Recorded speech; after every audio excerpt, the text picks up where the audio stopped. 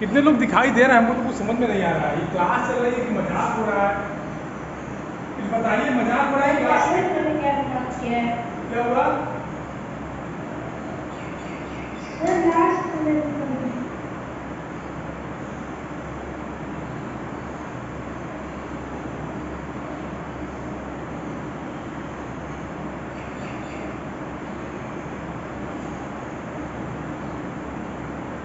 चलिए, तो आज हम लोग शुरू करते हैं। क्या शुरू करें बताइए, कुछ बताना है आप लोगों को?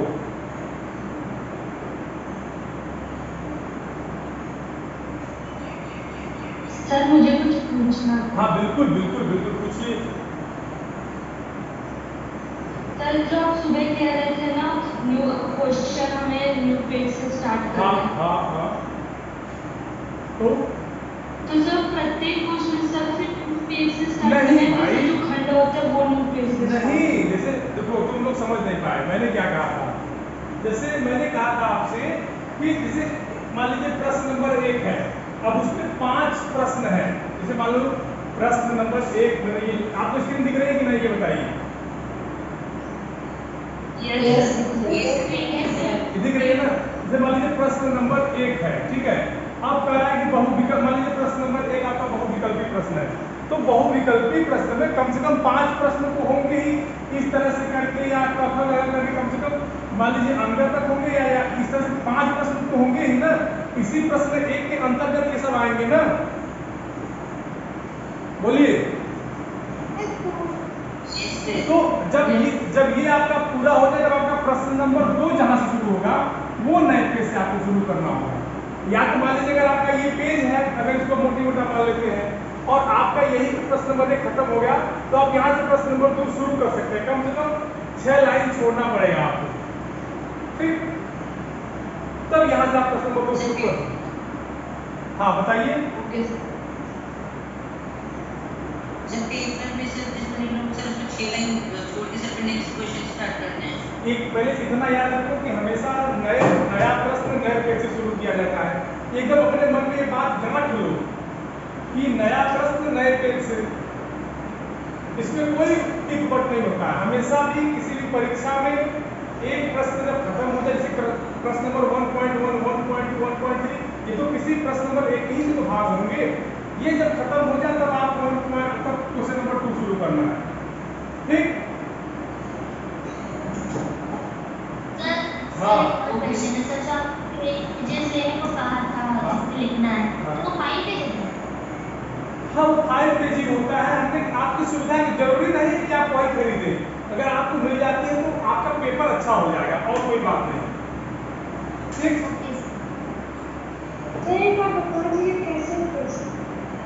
बताएं तो कि जो फाइल की तरह A4 साइज का पेज आता है, उसी तरह से रूलदार लिखने के लिए भी आता है, लाइनिंग वाली। इस तरह से समझ रहे कि नहीं? इस तरह से पेज आती है लिखने के लिए। क्लियर हो गई बात? हाँ हाँ हाँ बिल्कुल बिल्कुल, भाई मिल जाएगी। और किसी को कोई दिक्कत? No sir. अच्छा, तो हम लोग शुरू करें अपना। कौन सा पाठ पढ़ाए? तो व्याकरण पढ़ाना, क्या पढ़ाएं? उपसर्ग।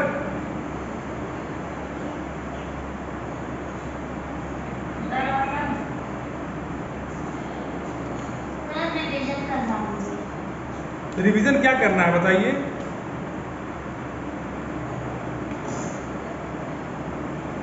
चलिए उपसर्ग पढ़ लीजिए, फिर हम लोग करते हैं। उपसर्ग देख लीजिए, उपसर्ग पढ़ लीजिए पहले।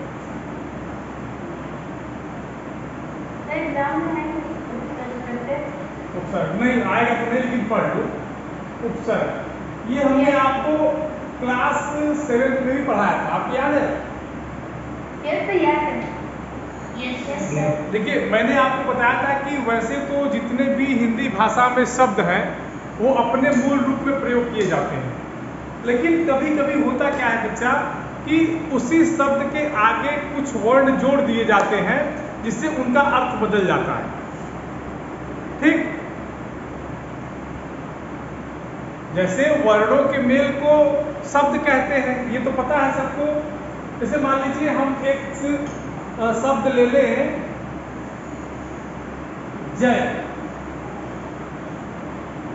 जय माने जिसकी जीत हो गई। अब इसी जय शब्द के आगे हम एक नया शब्द जोड़ दें, क्या? परा। क्या जोड़ दें? परा।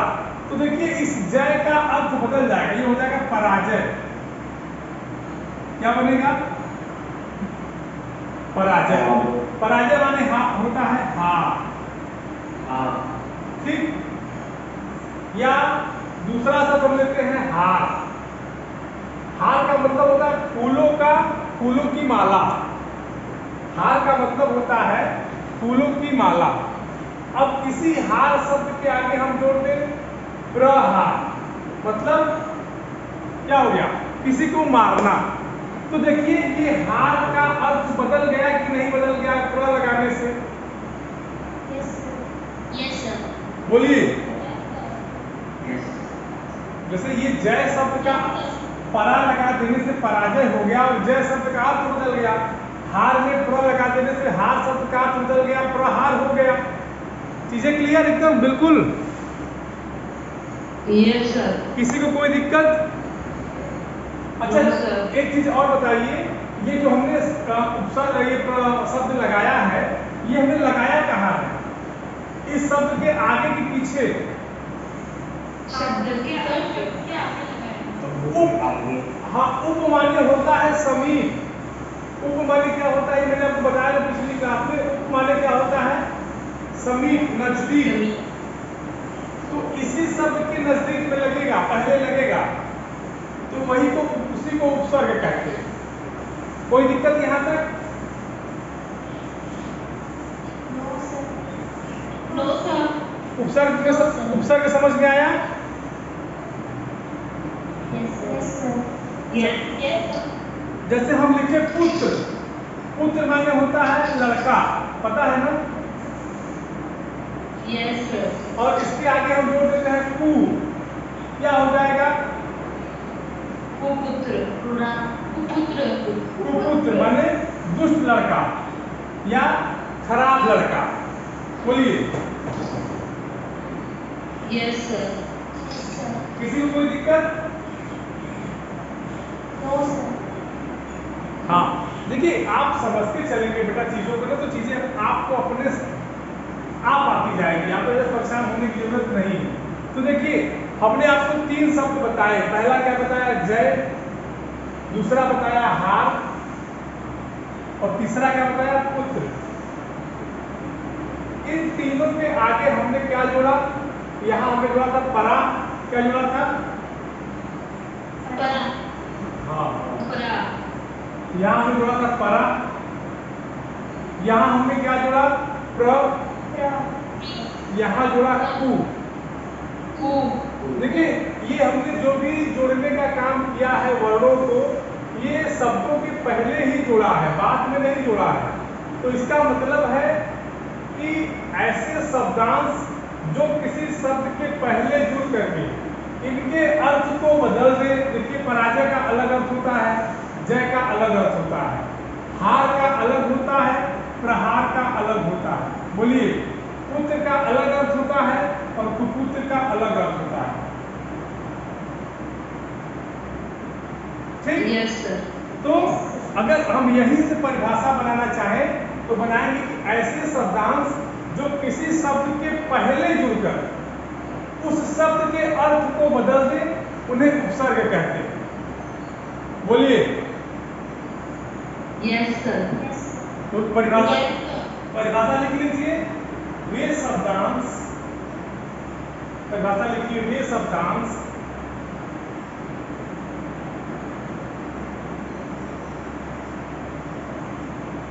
जो किसी शब्द के पहले जुड़कर, किसी शब्द के पहले जुड़कर उस शब्द के अर्थ को बदल देते हैं,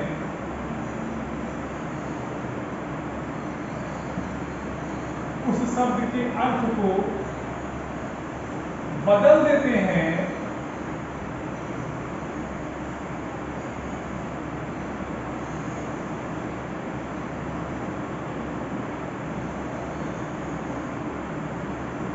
उन्हें क्या कहते हैं? उपसर्ग कहते हैं।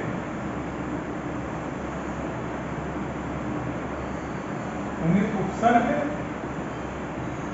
कहते हैं। क्लियर हो गई बात? बोलिए। Yes sir.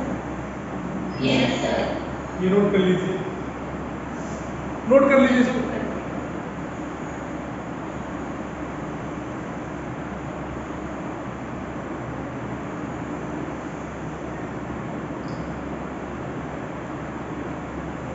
एकदम परेशान मत होइए, जहां होगी दिक्कत हम बताएंगे, आप इसको पढ़ लीजिए। अब समझिए, जैसे आप नोट कर लीजिए वही प्रधनहार, प्रहार, ठीक, पराधनजय, क्या होगा? पराजय।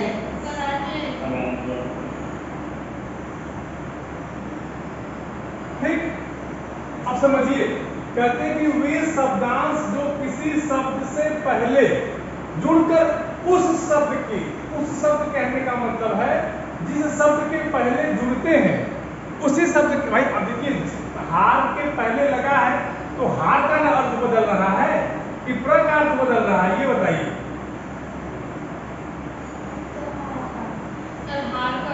वही बात। तो अब समझ गया ना, इसमें कोई दिक्कत किसी को?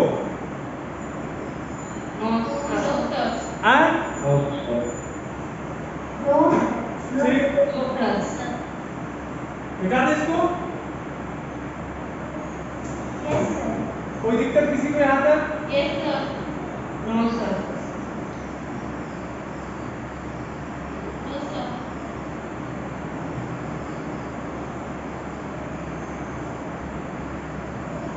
देखिए, हम लोग कौन सी भाषा पढ़ रहे हैं ये बता दीजिए। अच्छा, हमको हिंदी भाषा पढ़ रहे हैं?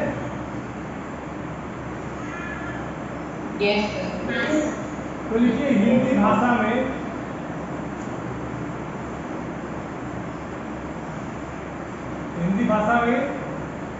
इसका कितने प्रकार के उपसर्गों का प्रयोग किया जाता है?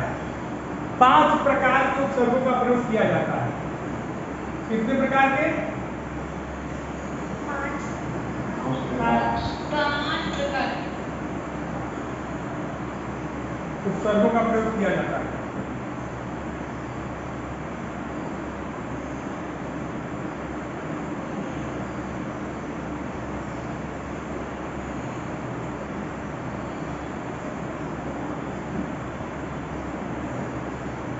किया जाता है। ठीक, देखिए, ये भाषा हमारी हिंदी है, शब्द हमारे हिंदी के रहेंगे। और आपको ये पता है कि हमारे यहाँ हिंदी भाषा में संस्कृत भाषा से भी शब्द लिए गए हैं, देशज शब्द भी है, विदेशी शब्द भी है। ये क्लियर है? बोलिए। Yes sir. तो अगर हम हिंदी भाषा में संस्कृत भाषा के शब्द अगर यूज करते हैं तो उसमें संस्कृत के उपसर्ग प्रयोग होंगे। बोलिए। Yes sir. तो इसमें एक होगा कि संस्कृत के उपसर्ग। बोलिए। Yes sir. ठीक, अब हमारी हिंदी भाषा है ही, तो हिंदी भाषा के अपने भी कुछ उपसर्ग होंगे। तो लिखिए, हिंदी भाषा के उपसर्ग। देखिए, केवल लिख देने मात्र से नहीं होगा, समझना पड़ेगा ना। बोलिए। अच्छा, ये देशज विदेशी हम पढ़ते आ रहे हैं।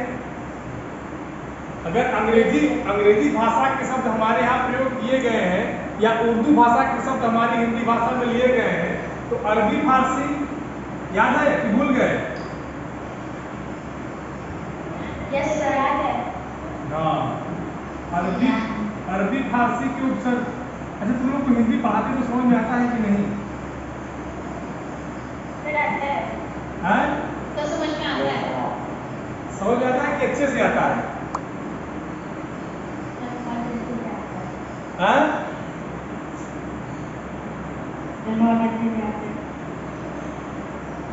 तुम लोग ऐसा तो नहीं कहते कि क्या बोल कर रहे हैं? चलो इतना नोट कर लो। कितना नोट करो, इतना नोट करो।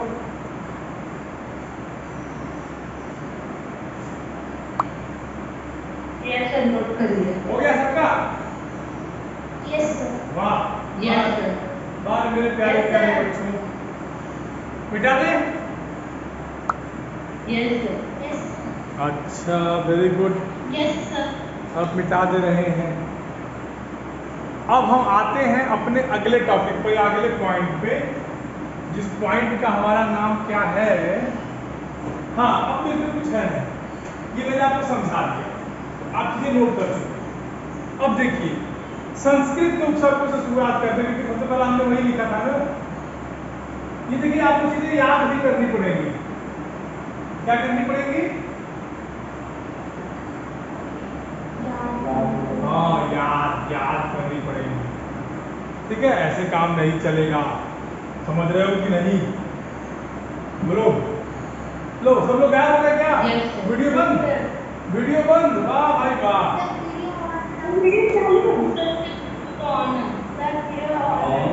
आप लोग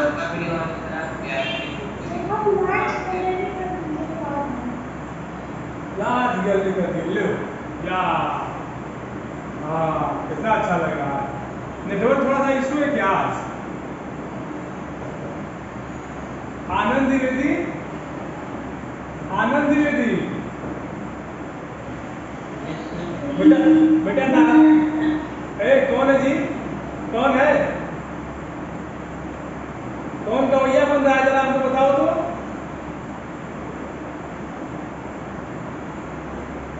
आनंद द्विवेदी कहाँ गया भाई? भाग गए क्या? Yes sir. बेटा बोल नहीं रहे हो, नाराज हो क्या? हिंदी पढ़ने में मजा नहीं आ रहा? बहुत एकदम नो सर, यस सर, बोलने में लग रहा है बहुत समय लग रहा है। नो सर, ऐसे थोड़ी बोला जाता है। बोलो यस सर, नो सर।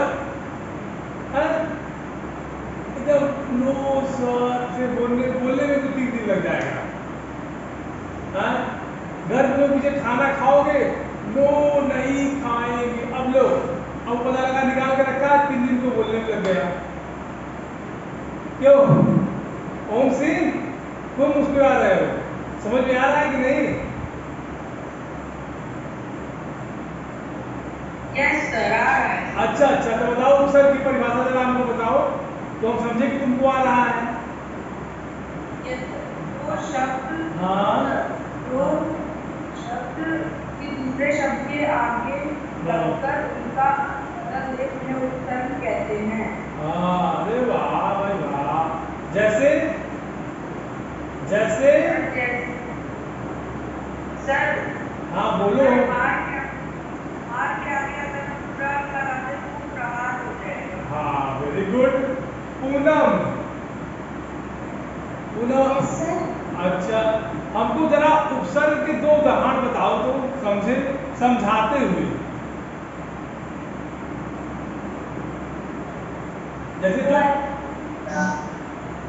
जैसे जो परिभाषा लिखी गई है, उस परिभाषा को जरा आपको समझाइए तो हम समझे।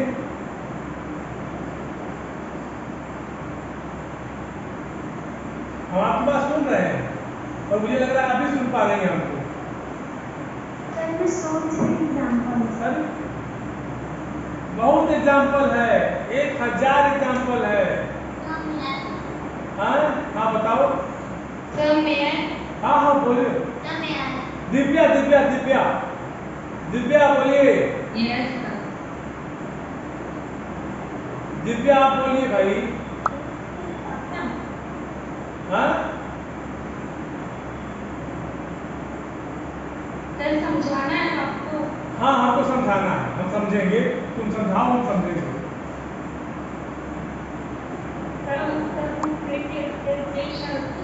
जो भी शब्द ज्ञान पहले चुन कर उस शब्द के अर्थ को बदल देते हैं, जैसे अचार, अ प्लस चार, चार, अ प्लस चार, ये कौन Yes, सा अच्छा। ये कौन सा उपसर्ग लगाते हैं? आरब, आरब सिंह, आरब सिंह। मैं एग्जाम्पल बताऊं, हाँ बताइए। जैसे ज्ञान, और अगर हम ज्ञान आगे पास लगा दें तो अज्ञान बन जाएगा। हाँ, फिर क्या हो जाएगा उसके बाद? ऐसे शब्द जो हाँ, ऐसे शब्द जो कि शब्द के आगे, शब्द के पहले जुड़कर उसका अर्थ बदल दे, वो उपसर्ग है। चलिए अब हम लोग बात करते हैं संस्कृत के उपसर्ग की।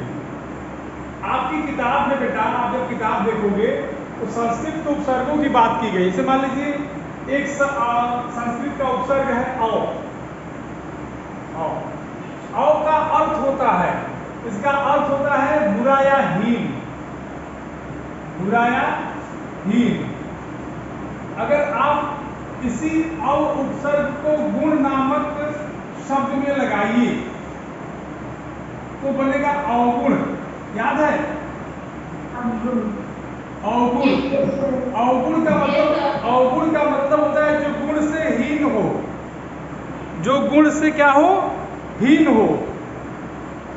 इसी तरह से आपकी किताब में अन्य उपसर्ग दिए गए हैं, अभि, औ, आ, उत, उप, दुर, नि, निर, निस, परा, परि, प्र, प्रति, वि, सम, सु, स्व। जैसे मैंने आपको परा का उदाहरण बताया था, पराजय, याद है? बोलिए। इसमें परा का उल्टा, परा का मतलब होता है उल्टा या विपरीत। प्र मैंने बताया था, याद है? प्रहार बना के प्र माने होता है अधिक या आगे, ठीक, अधिक या आगे। तो ये इसके एक उपसर्गों के अर्थगत विशेषता होती है। इन्हीं विशेषताओं के आधार पर शब्दों के अर्थ बदलते हैं। जैसे औ का मतलब होता है ही, गुण में लगा दिए तो गुण से ही माने जो व्यक्ति बुरा हो। ठीक, क्लियर?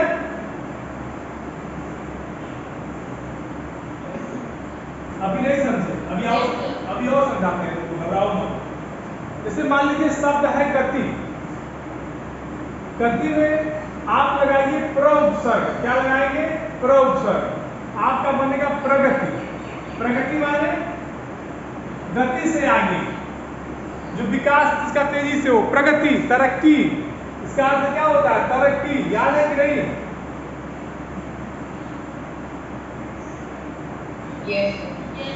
तो यहां तक किसी को कोई दिक्कत? No sir. बोलो, चीजें समझ में आ रही है कि नहीं? इसी तरह से हिंदी के उपसर्ग हैं, इसी तरह से अरबी फारसी के उपसर्ग हैं, इसी तरह से अंग्रेजी के उपसर्ग हैं। ठीक, अब इसे अंग्रेजी के उपसर्ग में क्या है समझिए। जैसे हम लोग कहते हैं वाइस प्रिंसिपल, याद है? हम लोग कहते हैं वाइस, हमारे यहाँ एक शब्द है वाइस प्रिंसिपल, कहते हैं कि नहीं?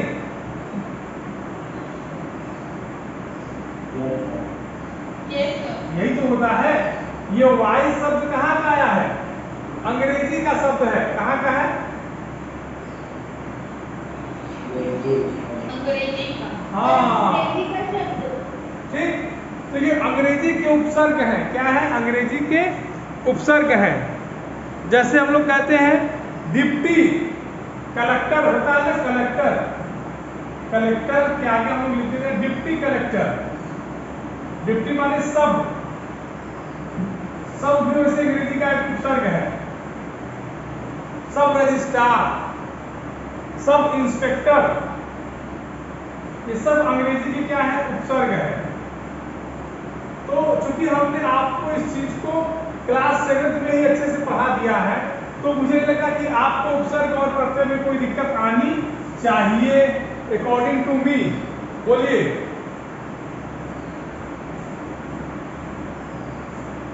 तुम लोग बोलोगे तभी हम आगे बढ़ेंगे, नहीं बोलोगे नहीं बढ़ेंगे, क्योंकि उपसर्ग में ऐसा कुछ है नहीं कि जहां आपको ज़्यादा समझाने की जरूरत हो। बाकी जो चीजें हैं मैंने एकदम ब्रीफली ब्रीफ किया है, अच्छे से मैंने उसको परिभाषित कर दिया है, समझा दिया है। बोलिए। अब इसमें आप ये है डिप्लोमा करना कि आप कितना अच्छी चीजों को कर ले पाते हैं। ओके, बोलो भाई। Okay sir. किसी को कोई दिक्कत? कोई दिक्कत नहीं है ना? अब देखिए, अब थोड़ी सी चर्चा हम करेंगे आपकी किताब में जो प्रश्नोत्तर दिए गए हैं अभ्यास प्रश्नों पर, कर लें? बोलिए। Yes sir. हाँ, नहीं तो आप लोग कहेंगे। चलिए ठीक, कर लेते हैं। अभ्यास प्रश्न क्या कहते हैं? पहला प्रश्न देखिएगा क्या कहता है। कह रहा है कि उपसर्ग की परिभाषा उदाहरण सहित लिखिए। अब देखो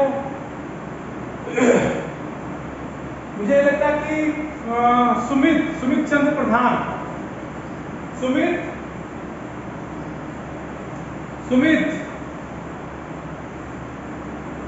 चंद्र प्रधान, यस सर। जरा आप बताइए उपसर्ग की परिभाषा उदाहरण सहित बताइए तो।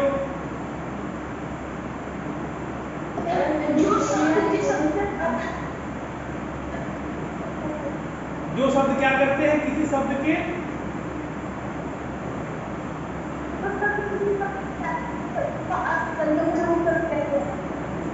नहीं, अब हम आपको, आपकी आवाज मुझे क्लियर नहीं सुनाई दे रही है, ऐसे हम नहीं मानेंगे।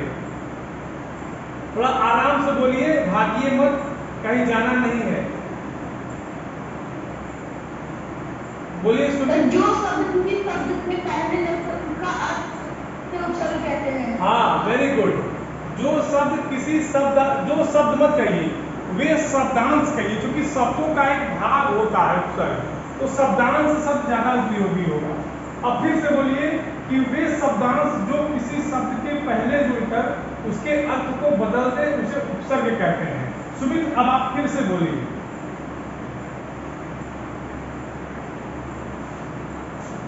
सुमित, अब आप फिर से बोलिए जो मैंने आपको बताया है। सुमित, जो मैंने आपको बताया तो आप फिर से बोलिए ना।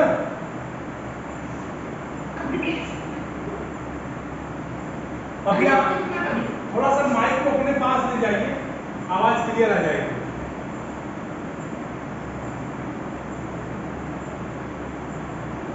और कौन बताएगा? स्वरित कुशवाहा, स्वरित कुशवाहा। खुशी रुको बेटा, एक मिनट रुको। स्वरित कुशवाहा, खुशी, एक मिनट रुको। हाँ बताओ, उपसर्ग की परिभाषा बताओ।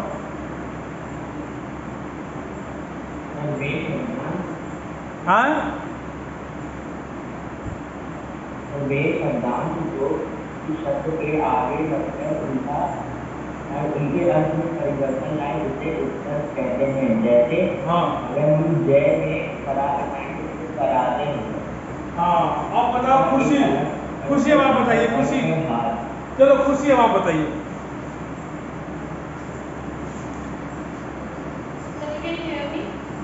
हाँ हाँ हाँ, सुन रहे हैं। वे शब्दांश जो किसी शब्द के आगे लगकर उनके शब्द परिवर्तन लाए उन्हें उपसर्ग कहते हैं। जैसे जय, अगर हम उसके आगे परा लगा दें तो जय का अर्थ पराजय में बदल जाते हैं, मतलब हार। ठीक है, वेरी गुड, बहुत अच्छी। अब आ जाइए, दूसरा प्रश्न क्या कहता है।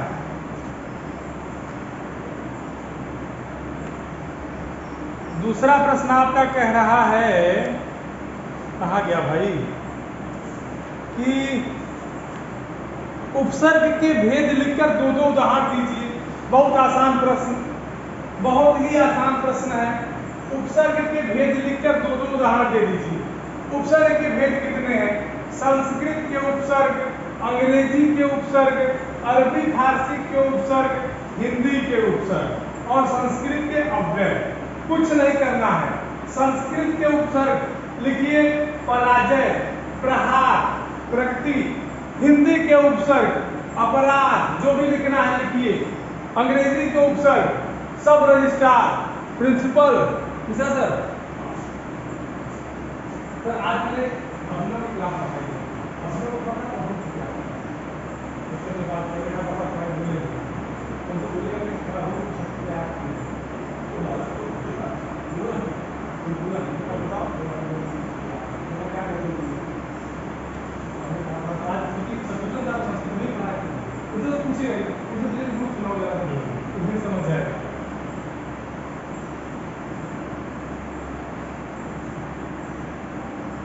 ठीक है बेटा, बताओ तो।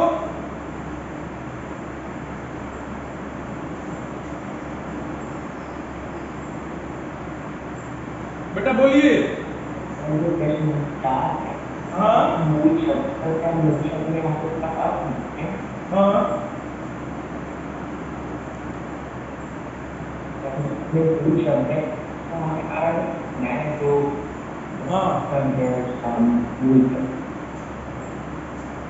बेटा देखो, तुम जो भी पूछ रहे हो आपकी आवाज मेरे पास नहीं आ पा रही है, तो कृपया करके थोड़ा सा नेटवर्क आप लोग इतना अच्छा रखिए बेटा, और हमेशा बोला करिए तो माइक पास लाके बोला करिए ताकि आवाज आपकी मेरे पास आ जाए। ठीक, तीसरा प्रश्न देखते हैं। तीसरा कहते हैं कि निम्न शब्दों में उचित उपसर्ग लगाइए। घर में उचित उपसर्ग कौन सा होगा बताइए। बेघर, बे उर्दू भाषा का उपसर्ग है, अरबी भाषी का। बेघर, लेख, आलेख, हाँ लेख का आलेख हो जाएगा। गुड़ का अवगुड़, ग्रह का लेख का सुलेख हो सकता है। हाँ बिल्कुल हो सकता है, आलेख हो सकता है, सुलेख हो सकता है, बिल्कुल बिल्कुल हो सकता है। फल का निसफल, निष्फल, वेरी गुड। क्लियर हो गई बात ना।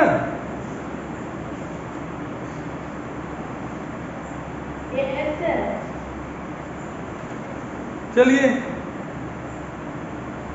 और अगली क्लास, और किसी को कोई दिक्कत तो बता दीजिए भाई, किसी को कोई दिक्कत तो बता दीजिए, क्योंकि अब इस पाठ को आप लोग अपनी कॉपी में लिख लीजिएगा। ये पाठ समाप्त हो गया। यहां तक मैं दावे के साथ कह सकता हूं कि आप लोग उपसर्ग समझ गए होंगे।